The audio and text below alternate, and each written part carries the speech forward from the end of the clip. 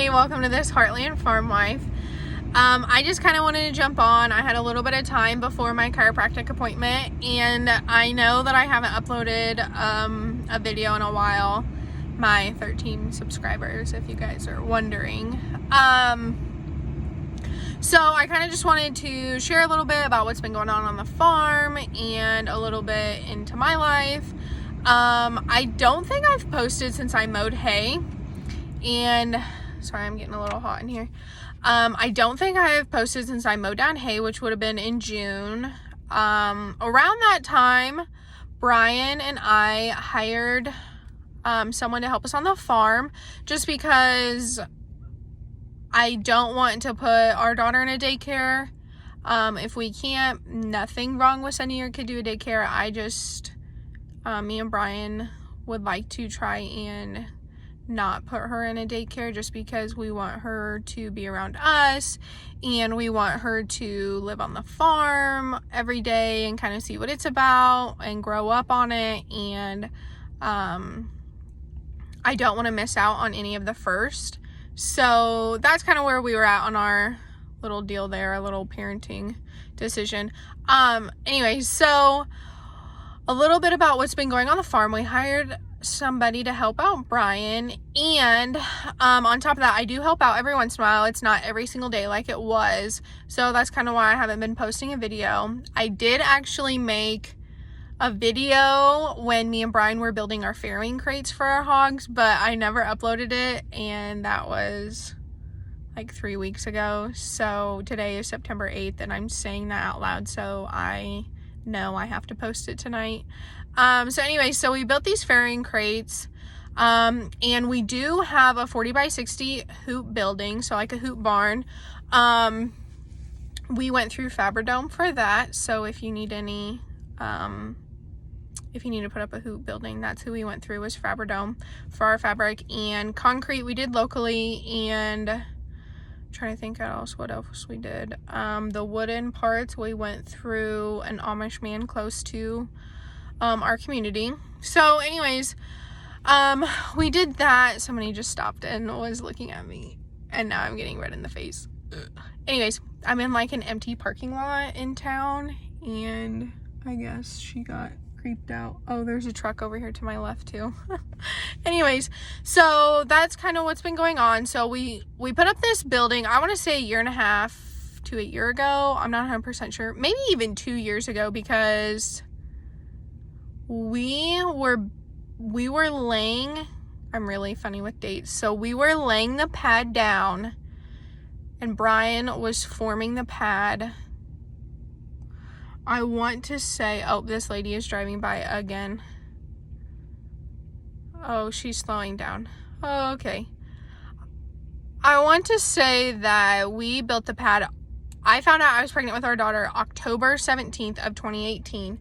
So Brian was actually packing the ground at that time to get ready for the concrete slab. So I want to say by spring we had it up. So 2019 maybe. Anyways, we had it we put feeder hogs in there for a couple of months, or a couple rounds. So we did like 2 or 3 rounds, and COVID happened. I think that's how the timeline went. Anyways, it fell out with the company, and it fell out with the company. I can't really say much anything else other than that. There's nothing really else to say. So what we did is we built farrowing crates, and we put them into the hoop barn. So we did that around August 1st, and we have about 5, actually we did it the week before they were due, but we did about 5. Some woman just pulled in right next to me and is waving and smiling. I have no idea who she is.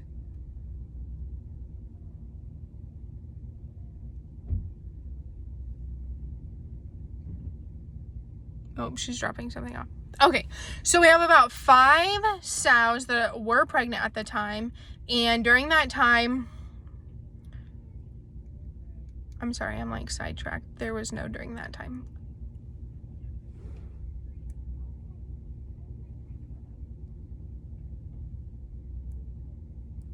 Okay, somebody bought something off a buy-sell trade. I don't know. Anyway, so August 23rd, we had our first round of hogs born, little piglets.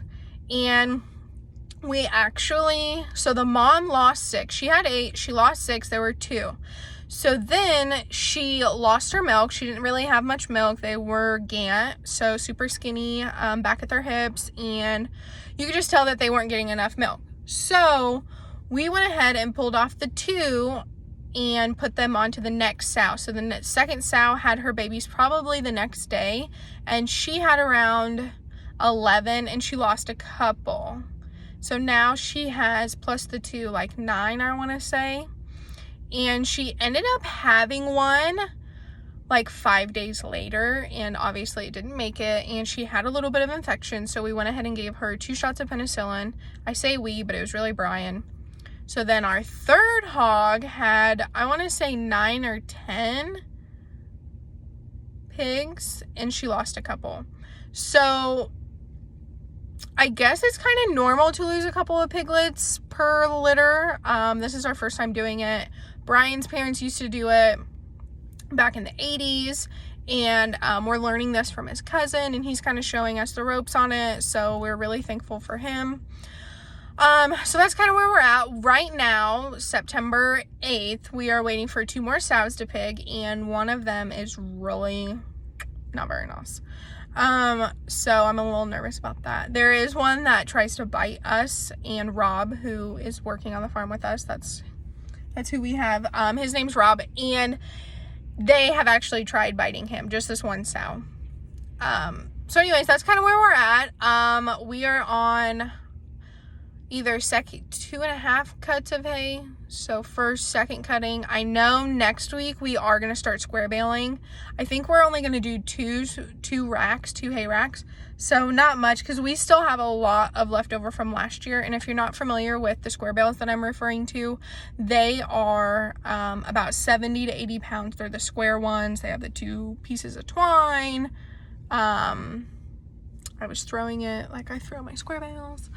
So yeah, so that's what we're going to do next week. I know that Brian and Rob got the creep feeders ready, and if you're not familiar with what creep feeders are, they kind of go like this, and then they have little chutes that the calves in the pasture can go in and eat, and the moms can't get to the feed, except for one cow at our house gets in there somehow. I don't know about her. And then her bag, her udder bag, is like this big from all the feed that she eats that she's not supposed to. Anyway, so they're starting on that. I know we have 2 pastures done, and I think we have 3 more to go.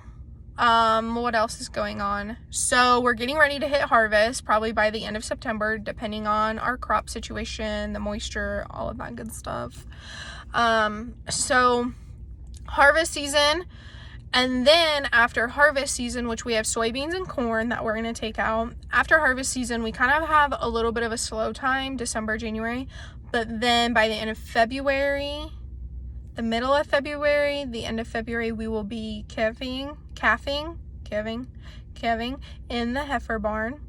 And our heifers are supposed to start, I think, February 15th. And then our sheep, we will be lambing during that time too. And we have about 17 ewes in the barn. So hopefully they are all bred and they have little lammies. So stay tuned for that. And then starting in March, we will start calving in the pasture. So that's pretty exciting. So lots of babies. We're stoked. I'm stoked. I love lambing. Brian does not, because lambs are a little bit harder to get attached onto the teat than a calf is. So stay tuned for that. You might want to skip those if you are not a fan of cussing, because there might be a little bit of cussing on that one. What else has been going on? I want to say that's pretty much it. Maggie, our daughter, has started to walk and talk a little bit more, so that's always exciting. What else has been going on? I want to say that's about it. So stay tuned for all of that. Yeah, so stay tuned for that. Sorry for the late update to my 13 subscribers, and for my that lady is still parked next to me. Sorry for the distractions. So yeah, so stay tuned for all of that on this Heartland Farm Wife. Thank you.